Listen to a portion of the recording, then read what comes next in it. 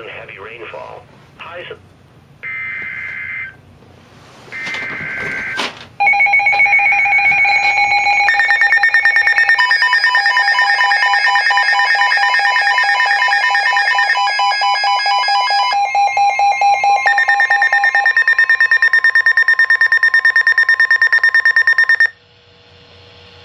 The National Weather Service in Sterling, Virginia has issued a flash flood warning for southern Baltimore County and northern Maryland, Baltimore City and northern Maryland until 6 o'clock p.m. At 2:07 p.m., National Weather Service Doppler radar indicated persistent torrential rain capable of producing flash flooding.